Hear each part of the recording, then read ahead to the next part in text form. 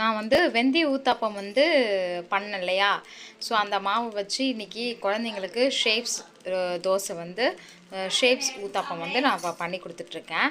இது வந்து triangle shape வந்து இப்போ பண்ணி கொடுத்துட்ருக்கேன். இந்த மாதிரி ஒரு ஷேப்பாக நீங்கள் பண்ணி கொடுக்கும் பொழுது 2லேருந்து 3 கிராஸ் ஆக போகிற குழந்தைங்களுக்கு, ஃபினிஷ் பண்ண போகிற குழந்தைங்களுக்கு ஈஸியாக ஷேப்ஸோட நேம்ஸ் வந்து தெரியும். ஏன்னா ஃபஸ்ட்டு வந்து மாண்டிசரி கோச்சிங்கில் பார்த்திங்கன்னா ஷேப்ஸ் அண்ட் கலர்ஸ் தான் வந்து கொடுப்போம்.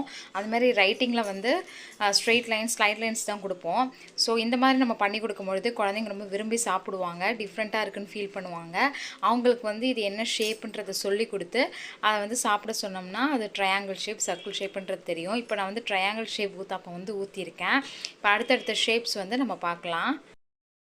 ரெக்டாங்கிள் ஷேப் வந்து ஊத்தாப்போம். இது இப்போ பாயில் ஆகிட்டுருக்கு, இப்போ வெந்துட்டுருக்கு நல்லா. ஸோ இது வந்து ரெக்டாங்கிள் ஷேப்பில் நான் ஊற்றிருக்கேன். இந்த மாதிரி குழந்தைங்களுக்கு பண்ணி கொடுக்கும்போது அவங்க ரொம்ப டிஃப்ரெண்ட்டாக ஃபீல் பண்ணுறது மட்டும் இல்லாமல் சீக்கிரமே வந்து மெமரி பவர் வந்து இன்க்ரீஸ் ஆகும். இது வந்து பண்ணி கொடுத்தாங்க அம்மா அப்படின்றத அவங்க வந்து மைண்டில் வச்சுப்பாங்க. அப்புறம் நிறைய வந்து ஆக்டிவிட்டி ஓரியன்டாக வந்து இதை நம்ம கொடுக்கலாம். வீட்டில் வந்து இந்த மாதிரி தோசை சுட்டாங்க அப்படின்றத போய் அவங்க ஸ்கூலில் சொல்கிறதுக்கும் அவங்களுக்கு வந்து ரொம்ப ஈஸியாக இருக்கும். ஸோ இது வந்து ட்ரை பண்ணி பாருங்கள் வீட்டில்.